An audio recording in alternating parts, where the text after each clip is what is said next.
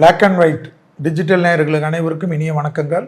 உங்களை நீண்ட காலத்துக்கு பிறகு சந்திப்பதில் சந்தோஷம். எங்களுக்கு பேராதரவு கொடுத்து கொண்டிருக்கக்கூடிய பிளாக் அண்ட் ஒயிட் நேயர்களுக்கு அனைவருக்கும் இனிய தமிழ் புத்தாண்டு பரபவ வருடத்தின் நல்வாழ்த்துக்களை தெரிவித்துக் கொள்கிறேன். உலகம் முழுவதும் சூனியமாக இருக்கக்கூடிய காலகட்டத்தில் தமிழ் வருடங்கள், அதாவது ஏப்ரல் மாதம் 14ஆம் தேதி சித்திரை 1 என்று நம் முன்னோர்கள் கணித்து உள்ளார்கள். பிரபவ என்று 1வது வருடம் ஆரம்பித்து அக்ஷய என்ற 60வது வருடம், 60 வருடத்துக்குள்ளாக மீண்டும் மீண்டும் இதுதான் நம்மளுடைய வாழ்க்கையுடைய தத்துவமாக தமிழ் வருட பிறப்பை கணக்கில் கொண்டு உருவாக்கிய ஒரு விஷயத்தில் 39வது வருடமாக இருக்கக்கூடிய விஸ்வாவசு 13/4/2026 முடிகிறது. பரபவ வருடம் என்று சொல்லக்கூடிய 40வது வருடம், அதாவது 60 வருடத்தில் இது 40வது வருடம்.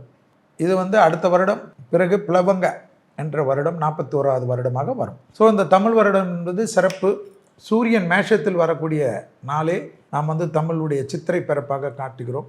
அதை நிறைய குழப்பங்கள்லாம் செய்தார்கள் அரசியல்வாதிகள்லாம் சேர்ந்து. தை பிறப்பு தான் தமிழ் பிறப்பெல்லாம் உள்ளே பூந்து அதை கெடுத்து குட்டிச்சோர் ஆக்கலாம் என்று நினைத்தார்கள். ரிஷிகள் உருவாக்கியது. அதனால்தான் வாக்கிய பஞ்சாங்கம் என்பது ரிஷிகளால் உருவாக்கப்பட்டது. அது மனிதனால் திருத்தி கணிக்கப்பட்டது. அவர்கள் உருவாக்கிய இந்த தமிழ் வருடம் என்பது எந்த காலகட்டத்திலும் இன்னும் 1000 ஆண்டுகளானாலும் மாறாது.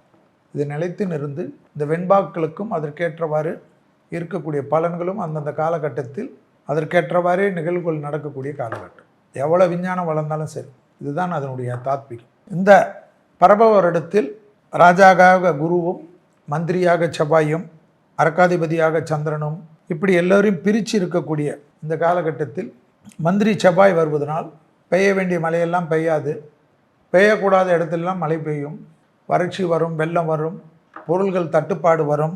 ஏதோ அந்த போரெல்லாம் நின்றுட்டு நம்மளாம் சுபிச்சமாயிடுவோம்லாம் நினைக்காதீங்க.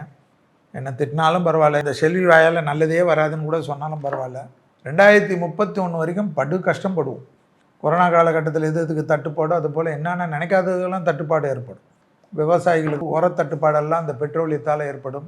கேஸுக்கு அலைய வேண்டியது. ஆனால் ஒன்று மாற்றங்கள், எலக்ட்ரானிக்கில் போகிறது, எலக்ட்ரிக்கலில் போகிறது, ஸ்டவ்வில் போகிறது. இந்த கொரோனா வந்த பிறகு நிறைய விஷயம் கற்றுக் கொடுத்ததில்ல.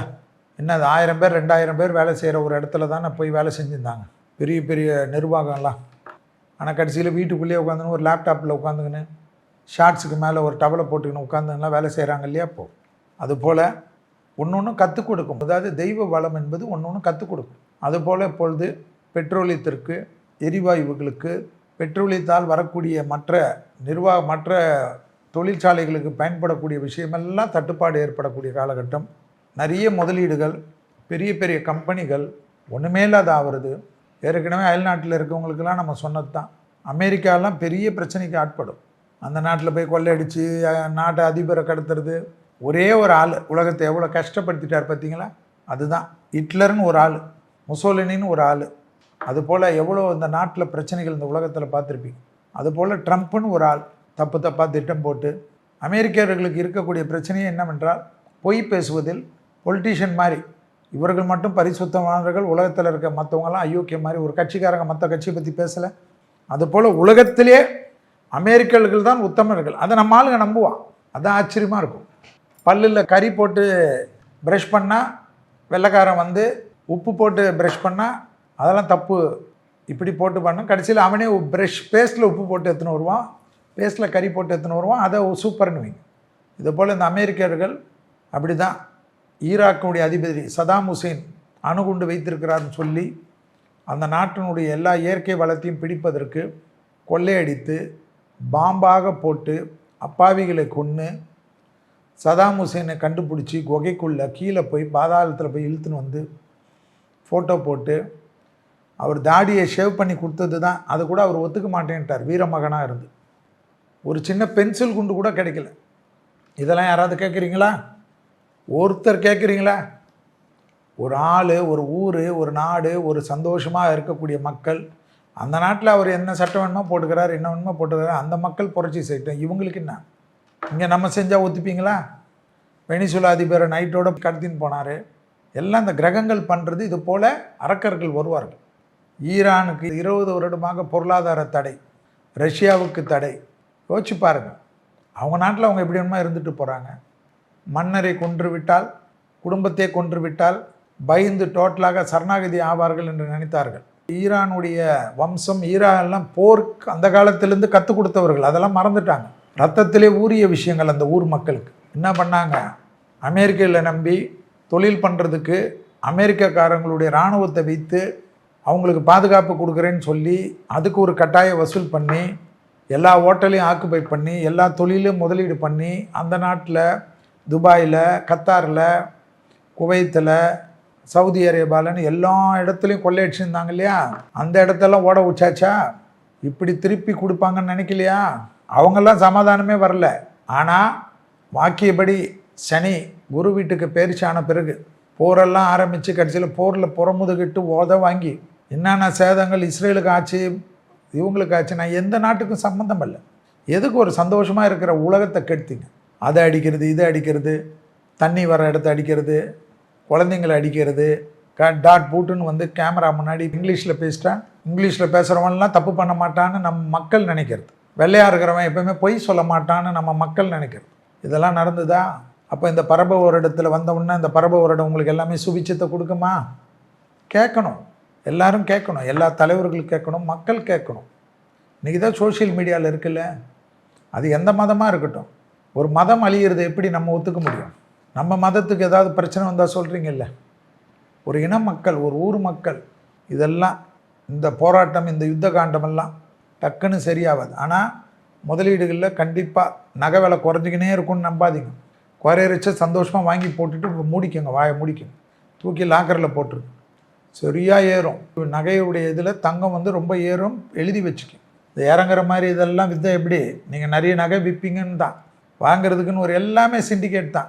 2031 வரைக்கும் உலகத்தில் நிம்மதி இருக்காது. நம்ம நிம்மதியாக இருக்கிறதுக்கெல்லாம் கஷ்டம், கடவுள் தான் பார்த்துக்கணும். பிரார்த்தனைகளால் தான் எல்லாமே உஷாராக இருக்கிறது தான். எல்லா சேமிப்பையும் போட்டு இன்வெஸ்ட் பண்ணிடாதீங்க, கொஞ்சம் வச்சுக்கிங்க. பெரிய பெரிய வங்கிகள்லாம் கூட திவால் ஆகும் இந்த வருடத்தில். பரப வருடம் அடுத்த வருஷம் ஏப்ரல் மாதம் 13ஆம் தேதி வரைக்கும் 2027 வரைக்கும் இருக்குது. நோய் தொற்று, மக்களுடைய மூமெண்ட்டு, விமான போக்குவரத்து, கப்பல் போக்குவரத்து, நீர்நிலைகள் மாசுபடுவது, கடல் மாசுபடுவதெல்லாம் ஏற்கனவே ஆயிடுச்சு. கடல் வாழ் உயிரினங்கள், அணு ஆயுத கசிவுகள், நிறைய பிரச்சனை 2031 வரைக்கும் இருக்குது. சனி வந்து மேஷத்துலேருந்து ரிஷபத்துக்கு மாறுற வரைக்கும் இருக்குது. திருக்கணிதப்படி இன்னும் மீனத்தில் சனி 1.5 வருடம் இருப்பார், வாக்கியபடி 2.5 வருடம் இருப்பார். பேசிக்கினே போகலாம், 4 மணி நேரம் பேசலாம் அந்த சப்ஜெக்ட்.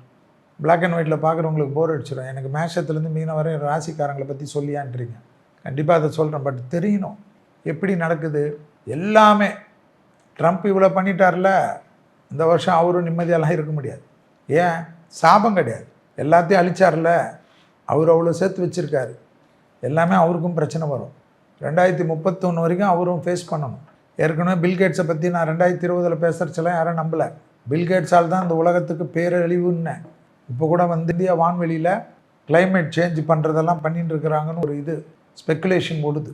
நிறைய பேர், பெரும் தலைவர்கள், பெரும் தொழிலதிபர்களுக்கெல்லாம் போராத காலகட்டம். நிறைய பார்த்துக்கணும். ஆன்மீக பெரியவர்கள், தலைவர்கள், உயிர்களுக்கு இப்போ வேறு வேறு நாடை கபாலிகரம் செய்ய பார்ப்பார்கள். அடுத்தது லிபியா மேல் கை வைப்பார்கள். இப்படி ஒரு நாடாக இவர்களுக்கு எதெல்லாம் அடங்க மறுத்ததோ இவர்கள்லாம் அடங்க மறுதான் இருப்பார்கள். ஆனால் இவர்களுக்கு அமெரிக்காவில் பெரும் பிரளயம் ஏற்படும், லண்டனில் பெரும் பிரளயம் ஏற்படும், பிரான்சில் ஏற்படும், ஜெர்மனியில் ஏற்படும், இஸ்ரேலில் ஏற்படும், மக்கள் புரட்சிகள் ஏற்படும். அப்போ தெரியும் கஷ்டங்கள் நஷ்டங்கள்லாம். நம்மளுடைய நாட்டில் இருந்து வெளிநாட்டில் போயிருந்தவங்களாம் பாதுகாப்பாக இருங்க. உங்கள் இன்வெஸ்ட்மெண்ட்லாம் நல்ல விலைக்கு வந்ததுன்னா கொஞ்சம் வச்சு வேறு இடத்துலலாம் போட்டுக்கோங்க. திருப்பி இந்த துபாய் மற்ற நாடுகளுக்கெல்லாம் இந்த பாடம் பெரிய பாடமாக இருக்கும். ஆனால் விழுவ மாட்டார்கள், திருப்பி ஏந்துப்பாங்க. நிறைய மக்களுக்கு இப்போ எவ்வளோ நஷ்டமானாலும் அதுக்கு மேலே பல மடங்கு கொடுப்பார்கள். அதனால் முதலீடுகளுக்கெல்லாம் குறை வராது.